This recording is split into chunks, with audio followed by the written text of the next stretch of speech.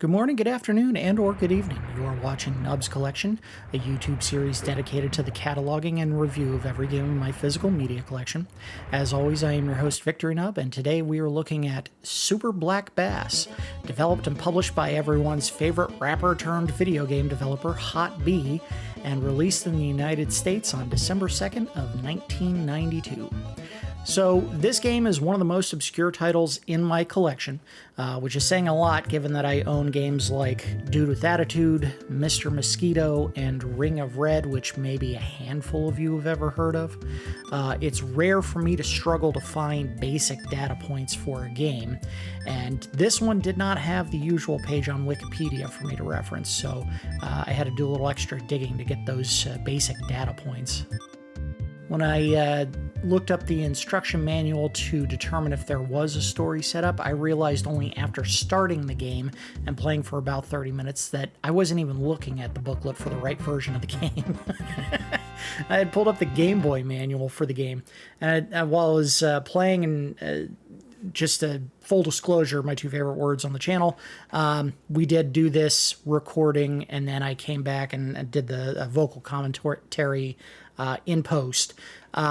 While I was playing the game, I was trying to go to the instruction manual to see if there was any information on lures that I could use in certain locations to try to catch the right fish for the tournament.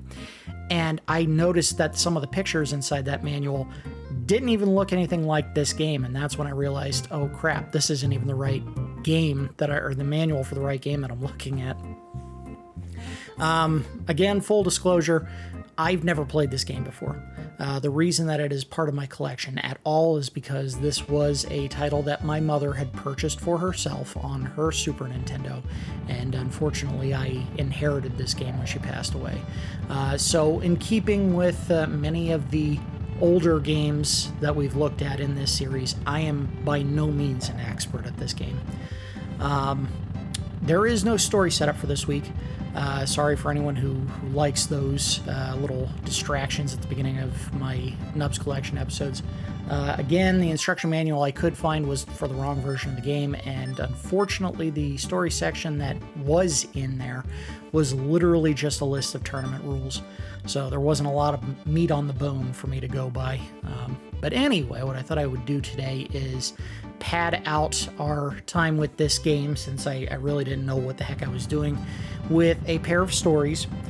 When we did the Rental Regrets episode for The Black Bass, I told a story about the time that I was in a youth bass fishing tournament.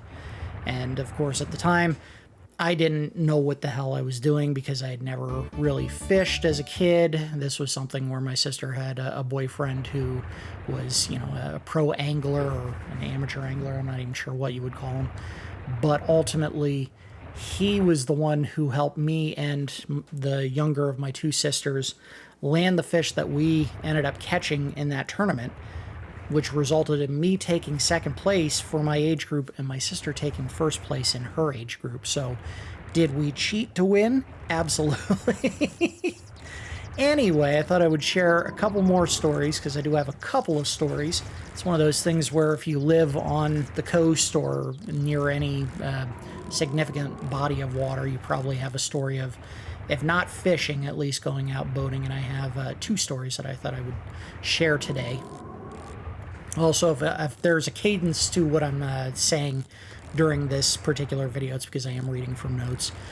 Sometimes it helps me to keep track of what I'm talking about when I'm actually reading from something instead of trying to remember it while I'm playing a video game. And I know that I tend to use a lot of verbal crutches when I'm playing video games. I do a lot of uhs, and I'm trying to work on that. I know I'm not great about it, but hey, it's either I record everything in post and maybe it loses some of the zest and spontaneity of me being a little exacerbated about something that's going on while I'm trying to tell a story, or you get this cadenced storytelling that we're going to be doing today. But I think this is the better approach, at least for this particular video game this week.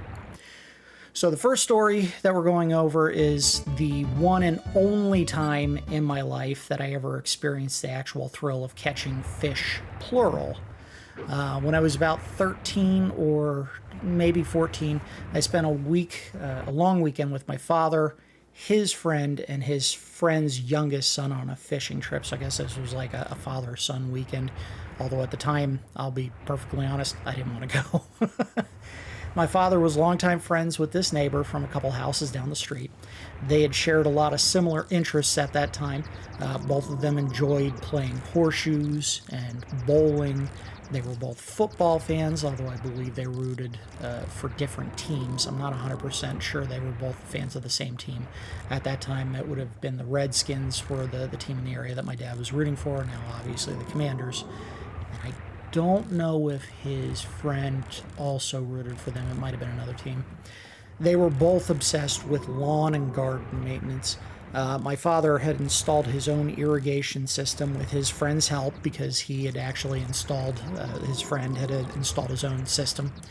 And because we lived on waterfront property and the creek in our backyard was fresh water, the irrigation system was built so that it would draw directly from the creek and could be run as much as my dad wanted because he didn't have to pay for the water. It's one of those nice little perks if you happen to have waterfront property and you want to actually water your lawn.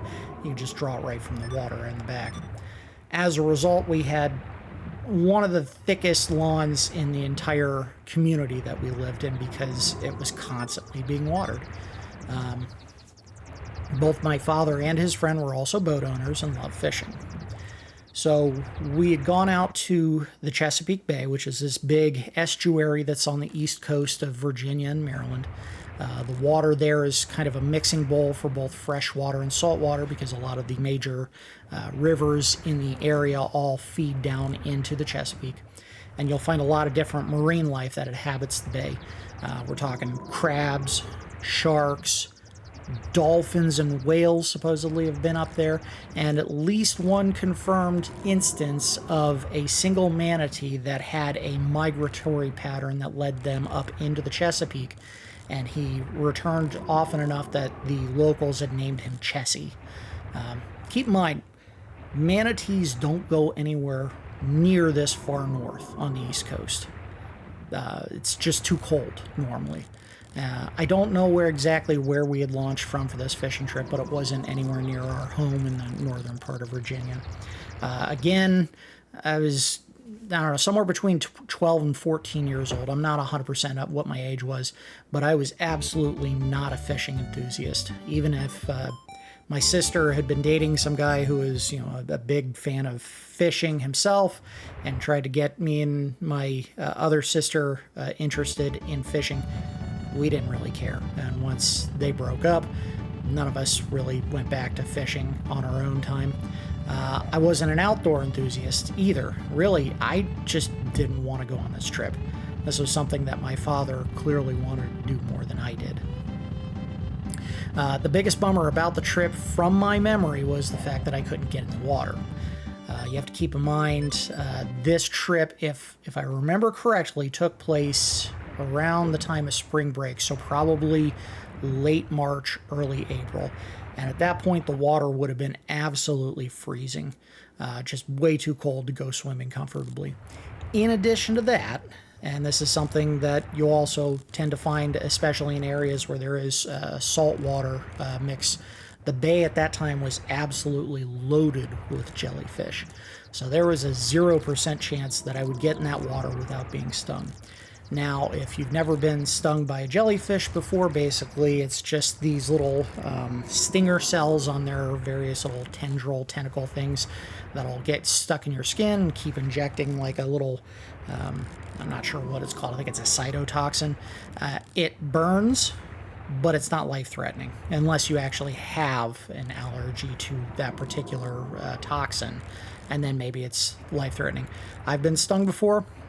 It hurts a little bit, but I mean, it wasn't something that I think I would ever suffer long-term from. But while one sting is not necessarily a big deal, if I jumped in the water that day, you wouldn't have been talking about one sting in quotey fingers.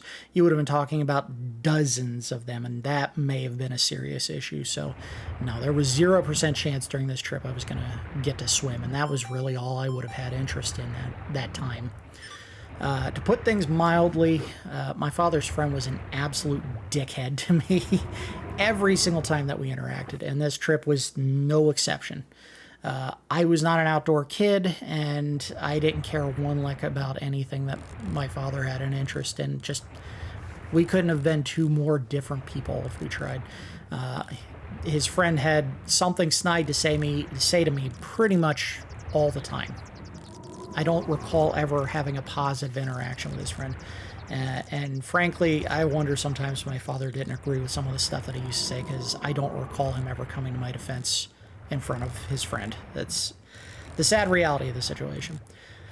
His son was also a dick to me, and we're talking about a guy that was in his late 20s, early 30s, and from what I recall hearing, had a drug problem.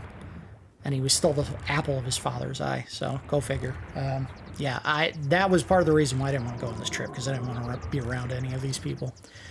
We spent the overwhelming majority of this particular weekend on the water in a boat, fishing.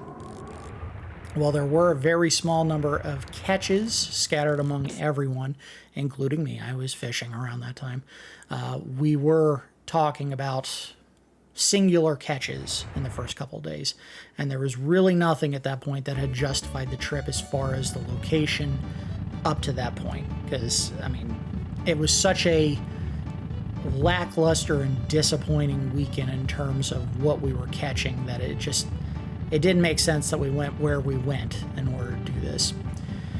On the last day that we were there, and I recall being there for maybe 3 days, so it would have been like kind of a long weekend, like Friday, Saturday, and then on Sunday was the last day. We went out around the same time as normal. We went out about 7 or 8.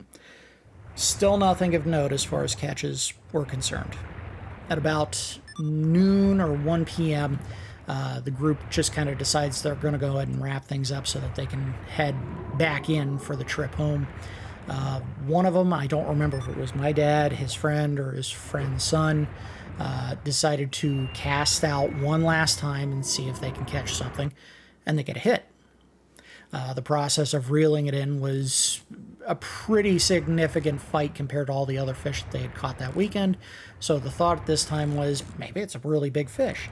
I'll stop short of saying marlin, because I have no idea if they could be found that far north in the Atlantic, but who knows. Ultimately, when they did reel it in, the fish was only about a foot and a half long. It wasn't a terribly big fish. So all of us decide, you know what, why not? We'll just cast one more time, just in case we had finally found some fish that we could catch. And I'm telling you, the frenzy was on. There were just hundreds of fish underneath us.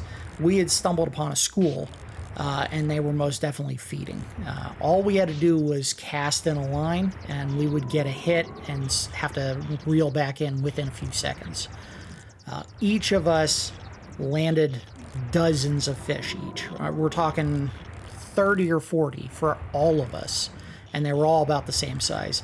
Now, is it possible that we were all just catching the same fish, throwing it back in, and then it was dumb enough to basically get hooked again? Maybe, but usually if you catch a fish, there's a scar from where the hook goes in their mouth. So if we were seeing that, then maybe they'd be like, well, let's just keep this fish so that we don't keep punishing it. At the time, there was a debate about the kind of fish that we were catching. I believe the argument was between either bluefish or rockfish. I think the consensus at the time was that this was a school of bluefish that we came upon, which apparently are known to go into feeding frenzies like these particular fish appeared to have been doing, and they can be very aggressive when you try to reel them in. We ended up staying there for another couple of hours because, we finally found something worth staying out for before we ended up going back in. I don't recall keeping any as food or as trophies. I think the majority of what we were catching, we were just releasing back into the water, although we did end up cutting up some of them as bait, because it turns out that bluefish, if that is what we were fishing for, are known cannibals. So they didn't care that they were eating their own species. It was just, a bloody chunk of fish that was in the water that they were chowing down on. And no, I'm not 100% certain that we weren't just catching the same 10 fish. It certainly didn't feel like that was the case. To say that this was the most fun that I had all weekend would have been an understatement. It was basically 2.5 days of absolute boredom where nothing of note happened, followed by 2 or 3 hours of nonstop catching of fish. So that was, something where, while I don't have a great recollection of tons of meaningful experiences going out and fishing, that's one that just has always stuck out in my mind. Was this one trip enough for me to develop an interest in fishing? Absolutely not. The location and the amount of downtime informed me of the experience far more than a couple of hours of catching fish would have. But again, it was a significant enough event that I thought I'd share it with you guys. I get the appeal of fishing when it isn't, constantly catching something and reeling it back in. It's supposed to be downtime, peaceful, turn your mind off for a couple of hours, enjoy the, nature around you, and just, a piece of solitude in an otherwise busy life. The problem with what I would experience from that is there are about 10 other things that I could be doing right now, and none of them would be as unproductive as fishing. So while I enjoyed the time that we had at the end of the trip, fishing is just not my particular hobby of choice. Video games are. So I wish I was capping story time today with an equally exciting second story, but unfortunately this second one is about as different from the first one as it can possibly get. This one doesn't even involve fishing. It just involves a trip on the water, kind of boating, that turned pretty ugly towards the end. A few years after that first story, and I think I was either a freshman or sophomore in high school at the time, there was a family that moved in a few doors down from us. In fact, it was right next to where my father's friend lived, the exact, right next door to them. I had only vaguely known the family that had lived in the house before this new family moved in, mainly because their daughter, I think, was in the same grade as me. The new family moved in, and my father one day goes over and introduces himself while he's over at his friend's house. The husband of the family invites my dad to go out with them on their boat one evening. My dad decides to take him up on the offer, and he brings me and my mother along. So in total, it was the husband and wife from the family. It was me, and it was my parents. The husband and wife were really nice while we were out cruising around at the beginning of the night. We decided to go to a local shoreside seafood restaurant that was in the area. Not terribly close. I think the total trip time, as I recall, was, if it wasn't an hour and a half, 2 hours, maybe 2.5 hours. It was a very long trip, but of course you're out on the water, so you're just enjoying the ride and the ambiance, boating, which is not a terribly quiet event when you're going up at speed. That's, if it wasn't 2 hours, it might have been a hair under that, but I recall that being the length of the trip out there. Anyway, we get to the restaurant, we get dinner, and the wife of the couple decides to start getting a few drinks. I'll say that I don't think the husband was drinking that particular evening because he was the boat captain, pilot, whatever you want to call him. But the truth is I don't remember. And honestly, he may have been drinking. And then the whole shebang started. The wife became a little bit too drunk and she started to argue with her husband. They kept it fairly mild while we were in the restaurant. I'll say fairly mild because they were in public. But as soon as we got back on the water, they dropped any and all pretense and basically just laid into each other. Not physically, but verbally. They were getting into some really nasty personal stuff right in front of me and my parents. And at the time, again, I was only 14 or 15. And they didn't know me. They didn't know my parents. But they decided whatever issues they were having, they didn't care who they were airing it in front of because they were just going to lay into each other. They were accusing each other of adultery, and there were many, many, many threats of divorce while they were arguing amongst themselves. An important detail that I left out on purpose here because the boat that we were on was moving at speed for maybe half of the trip. So you weren't necessarily going to hear anything from these two people arguing during that part of the trip. Too much engine noise, too much churning water. However, the area that we all lived in has a very long, winding creek on the backside of all of our properties that you have to navigate in order to get out to open water.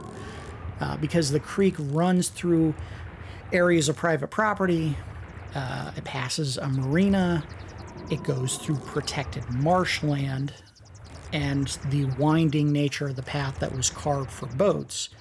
The first half of our trip, at least an hour, was all no wake zone. And if you've never been out in a boat in no wake, what I mean by that is literally you cannot move your boat fast enough to produce waves.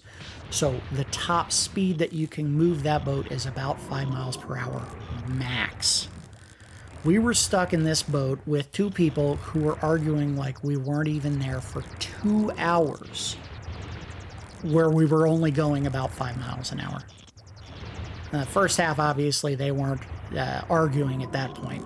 But the second half, when it was clear they just did not give one shit about me or my parents being there while they were arguing, they were going at it, and we could hear every single word because the boat was just quietly puttering along in the water. Periodically, one of them would stop yelling long enough to apologize to me specifically. They didn't apologize to my parents. They apologized to me. And then they would invite me over to their house.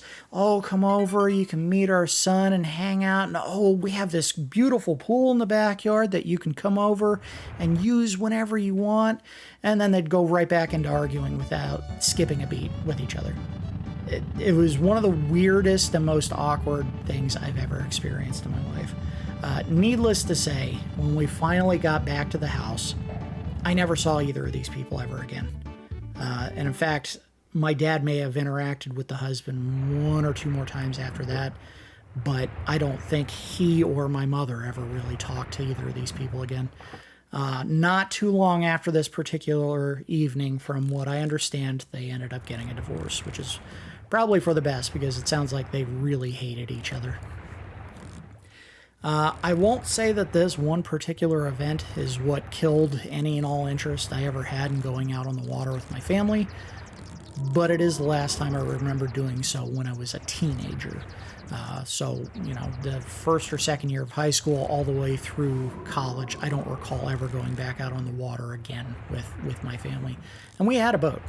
One of the common refrains for anyone that owns a boat is that the best day of their life is the day that they buy a boat, and the second best day is the day that they end up selling it. Now, part of the reason for that is you tend to spend an unbelievable amount of time repairing the engine. And I know this because my father had to repair the engine on his boat all the time. Especially if you keep the boat in the water either year-round or season-round, which we ended up doing. Basically, my dad would...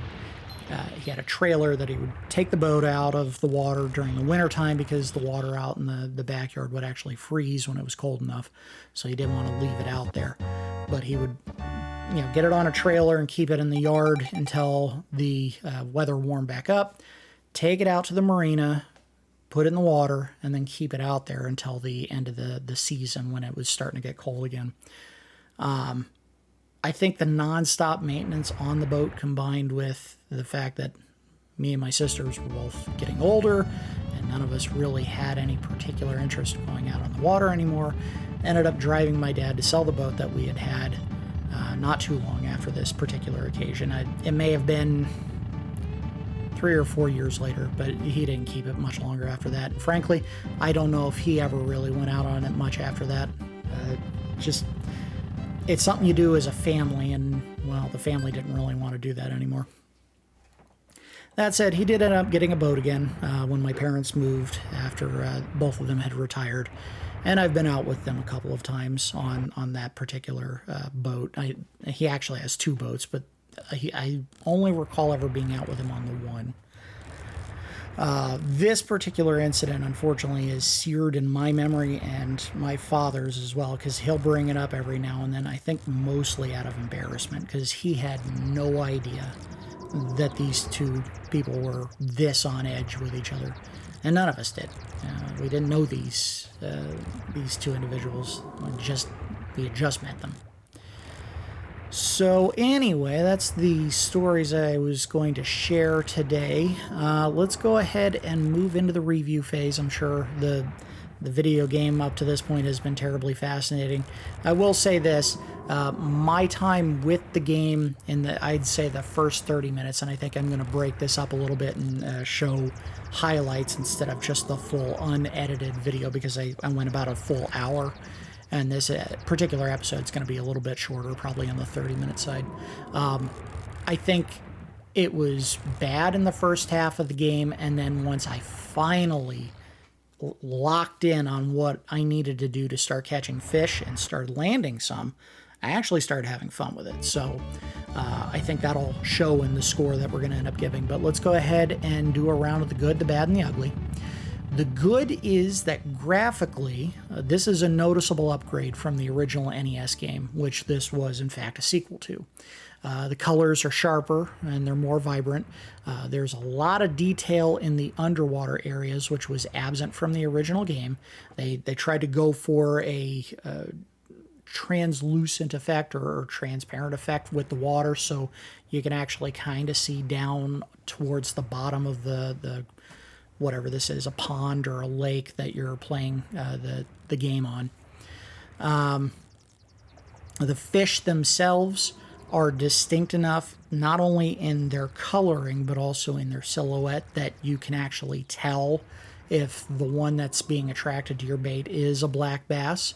And because this is a bass fishing tournament, the black bass are literally the only fish that you're allowed to catch as part of the tournament.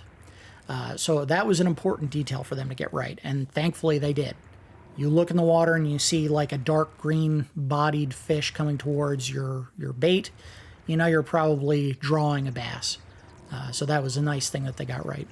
I really appreciated, and you can see on the screen here when I'm boating around, that they put a fish finder in, and it genuinely helped me home in on the good fishing spots. I would hear like a little ping whenever I was going over a fish or a couple of fish. So it genuinely helped me make progress towards actually catching fish, which did happen, I swear. There were different types of bait. Was, of course, a detail in the first game, the black bass. You actually had different bait types that you could use out on the water. But they also, in this particular game, behave differently based on the movements that you used. There's a weather system in the game. And not only is that a nice feature, because I think there might have been one in the first game as well, there is a clear, visible difference in the game when it becomes overcast. The screen is a little bit brighter when it's sunny out, and then later in the tournament that I was in this particular episode, it actually started getting overcast. And you could tell the screen just genuinely got darker. The actual process of reeling fish in is pretty fun. It's not perfect, and we'll get into that in the bad section of the game, but you know, the fight was genuinely fun trying to get the fish back in. And I think that's a very important detail to get right when you're making a fishing game is, if you're not having fun reeling the fish in, why are you even making a fishing game? As far as the bad, early on, the fish seemed way too good at breaking my line and getting away with the bait. It was quite frustrating when I first started. Now, it could just be that I was still learning how to play the game. It could be that they had implemented a leveling system, which we'll go into in a second here. And I had to make a few catches before my fishing line meter was less prone to hitting the break point. Regardless, those first 25 to 30 minutes of the game that I played were not fun. Just way too much pointless cast, get nothing to draw to the fish, reel it back in, and then throw back out or go somewhere else. And the few that I caught early on that kept breaking the lines were just starting to frustrate me to no end because it felt like I was wasting my time. Hooking the fish in this game is a f***ing mess. Every time the fish would take the bait, I would press down on the D-pad, which, according to the instruction manual, which I know is for the Game Boy version of the game, is what you're supposed to do. The fish, and I think the idea there is if you press down, you're pulling back on the rod, but I'm not 100% on that.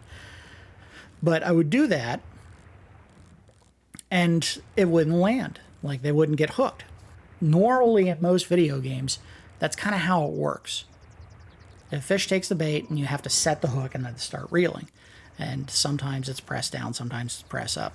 I think in the first game, you might have had to have pressed down to hook a fish to kind of set the hook. The overwhelming majority of the times that I pressed down to set the hook, the fish would slip off the bait, which started becoming really frustrating. Got to the point where I was just letting the fish do whatever it wanted until the game gave me a clear sign that they had hooked themselves. That needed to be fixed real bad. Either let me set it and make it work more often than not, or just have the fish come up to the bait and then immediately get hooked. I get it. That's not how it works. Fish, sometimes when they're testing a food source, they'll just nibble on it a little bit before they actually go out, all out and try to eat whatever it is they're going after. But frankly, this was something they did not get right in this game, or at least in my opinion. Again, I'm not a fishing expert. When you do hook a fish, there would be points while you were reeling in where the game seemingly just ignored all of the inputs and let the fish run out for like 20 or 30 feet. That was not fair. That's not how the system describes what you're supposed to do. They tell you that you hit the B button to, quote unquote, thumb the line to keep the reel from running out when a fish starts trying to run away, and that wouldn't work. So that was a terrible choice on the devs' part. If you want to make a fish fight more engaging, crank up the pressure on the fishing line, which you can see the little meters when I do actually hook a couple of fish. There's a couple of them. There's like one that I think is supposed to be like the fish's stamina versus the tension that's on the line, those two little sliding blue arrows. I did not understand why they decided that it would be fun to just have the fish magically get a free pass to run out 30 feet. That was stupid. That was really bad a decision on their part. They should not have done that. As far as the ugly, there's no music while you're fishing. Now, when we did the Rental Regrets episode for the black bass, there was this droning, monotonous song that would play every single time you actually cast out and were reeling the bait back in. And that song was terrible. But having no music at all when you're playing out on the water is probably worse. I mean, it's almost like they decided, well, we can't come up with a great song that people are going to want to listen to, so we're just not going to try. Now, this isn't Dark Souls, where the ambiance and the terror of what's going on around you fills whatever empty space that would have been occupied by music. This game probably needed the music to keep you engaged while you're fishing. Now, granted, I get it. You're supposed to be listening to the wake of the water and the splashing of fish in areas that are maybe a little bit obscured, and there's like a little rush of wind, and I think what's supposed to be a seagull's cry every now and then, and they're all in the game, but this game had music. I think when you're boating around and when you you first start the game, and when you go to the menus, and it wasn't terrible. So why not have just one simple pleasant melody that plays when you cast the line out? I don't understand the choice that they made there. They put a leveling system in the game, which would be a good thing if I noticed any meaningful effect on the gameplay, and I didn't. They listed on the leveling screen when I did level up, techniques learned, but I don't know what they were. As far as I know, you reel left, you reel right, you either tap or you hold the button when you're reeling, and those were all described in the Game Boy's manual, but I never noticed any difference in how I was doing those things. So I have no idea how much of that would have been gated by level progression. An in-game explanation for that stuff would have been nice, but unfortunately, I didn't see it, and maybe there was something in the menus, and I just never picked it up. Anyway, let's go ahead and give the game a score. We do our score in Randars, 1 to 10. I'm actually surprised by how much fun I had. Once I started actually getting the rhythm of things down, once I figured out how to catch the fish and started doing it on a fairly regular basis. So I'm going to give this game a 7. 7 Randars. There was a layer of depth to it that the Black Bass, the NES version of this game, the prequel, only ever hinted at, and this game seems to have improved upon it in just about every way. The fish finder made finding fishing spots quick and easy. The actual fight with the fish was engaging, if at times a little unfair with the fact that they could just run off with your line and you had no way to stop them. And maybe the most important part of a bass fishing tournament style game, and far from true from the first game, I only caught black bass during my playtime today. When we looked at the black bass, I don't think I landed a single black bass. Everything that I caught was either catfish or trout or pikes or carp. Not a single fish that I caught that day was a black bass. Here, all I caught were black bass. And in fact, I think the only other fish that ever was drawn to the bait that I was using, and we'll show that in the video earlier on, was this really big gray fish that had ended up getting away with my bait. And I know that wouldn't have been a keepable fish, but that thing was a monster. But other than that, every single fish that I managed to either hook or actually get to the point where I drew it back into the boat so that I could catch it was a bass. I mean, who would have thought a game called Super Black Bass and you actually catch black bass? What a novel concept. One that they probably should have balanced better in the Black Bass, and they finally got right in the sequel. If you're making a game that requires you to catch a fish, don't make it impossible. Make it something that's actually going to happen. 7 Randars. It's not a top tier game, and it's a limited market for this type of game, but I still enjoyed my time with it. Would I go back to it ever again after the recording of this video? Probably not. But I enjoyed what I actually experienced with it, especially towards the end. And unfortunately, because I'm doing the commentary in post, we don't actually get to see it, but I did a full hour of recording, and towards the last 5 to 10 minutes, I kept going, one more time to myself, which I think is the sign of a well-balanced experience in a fishing game if you're just like, one more cast. Because it informs that the experience you were having with it had a hook, it had a draw, and it kept me coming back to do some more. Now, I think I'm going to show at the end here my results in the tournament. I actually did not place, and I think the rules were if I got at least 9th place in the tournament, I could advance to the next one in the game. However, because I didn't get there, I was either 10th or 11th. I was told, no, come back another time. But they gave me a password, because this is a game with a password system, which meant that I could keep the level that I had earned from catching fish in this first initial outing, and in theory, carry that over to the next tournament, where I'll get better. Maybe I'll have better line stamina, or, the fish will be more attracted to the bait. I don't know how the leveling works. Again, I don't have the instruction manual to reference. But it sounds like they made it so that you get better at fishing, not just by playing the game and actually learning, tap this button a couple of times right before, the fish comes, and, you'll present the bait a little bit better, but also that the game's difficulty eases up a little bit. The fish become a little bit dumber. They're more willing to take the bait.